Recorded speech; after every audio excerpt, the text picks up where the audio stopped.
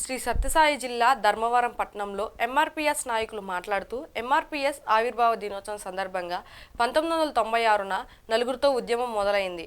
ఈ రోజు ఎంతో ఉన్నత స్థాయి శిఖరాలకు తీసుకుపోయిన ఘనత ఆ నలుగురు వ్యక్తులపైనే ఆధారపడి ఉందన్నారు.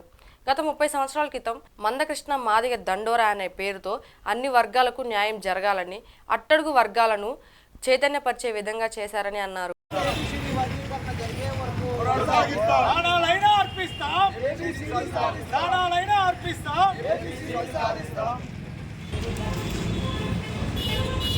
ముఖ్యంగా ఈరోజు ఏపీ ఎంఆర్పీఎస్ ఆవిర్భావ దినోత్సవం జరుపుకోవడానికి మాకెంతో సంతోషంగా ఉంది. 30 సంవత్సరాలు జరుగుతున్న ఈ శుభతరుణంలో ఇక్కడి నుండి మొదలైంది నలుగురితో ఉద్యమం. 1996లో నలుగురితో ఉద్యమం మొదలైంది.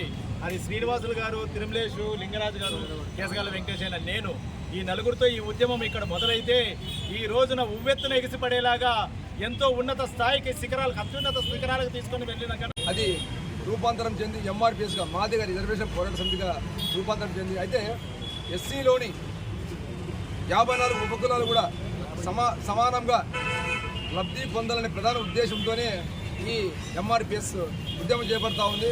ఈ 30 సంవత్సరాల కాలంగా ముఖ్యంగా ప్రస్తుతం ఉన్నటువంటి ఎన్డీఏ ప్రభుత్వం, సెంట్రల్లో బీజేపీ, రాష్ట్రంలో తెలుగుదేశం ప్రభుత్వం ఏబిసిడి వర్గీకరణకు సాధ్యమైనంత తొందరగా దానికి క్లియరెన్స్ చేయాలని చెప్పేసి మా ఎంఆర్పీఎస్ తరఫున, మా మిత్రులందరి తరఫున కూడా మేము డిమాండ్ చేస్తున్నాం. ఎక్కడం కూడా సంతోషకరం అనిపిస్తుంది. మరి అలాగే ఈ ఉద్యమంలో తమ హక్కుల కోసం ఈ సమాజంలో మాకు కూడా జనాభా తమాషా ప్రకారం అన్ని సౌకర్యాలు సమాన వాటా కావాలని చెప్పేసి పోరాడుతుంటే ఆ పోరాటంలో ప్రాణ త్యాగాలు సైతం చేసినటువంటి ఒక చరిత్ర ఒక ఎంఆర్పీఎస్కే దక్కుతుందని చెప్పేసి కూడా తెలియజేయడం జరుగుతుంది.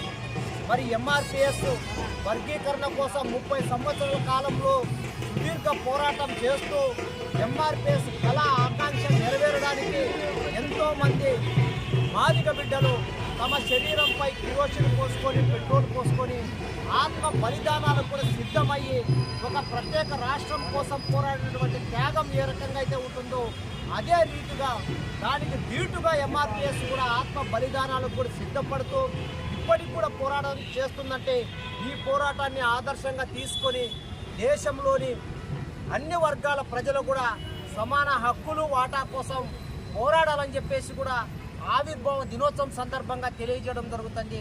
ఏది ఏమైనప్పటికీ ఎంఆర్పీఎస్ అనేది ఒక పోరాట ఉద్యమ చరిత్ర కలిగినట్టు ఈ ఉద్యమంలో ప్రతి ఒక్క మాదిగ బిడ్డ భాగస్వామ్యాలు అయ్యి మన హక్కుల కోసం పోరాడాలని చెప్పేసి కూడా తెలియజేసుకుంటూ సెలవు తీసుకుంటున్నాం. జై భీమ్.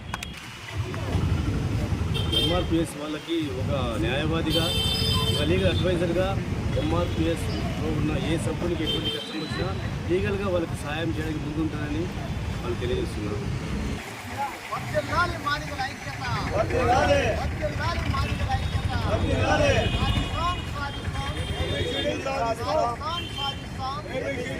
సాధిస్తాం.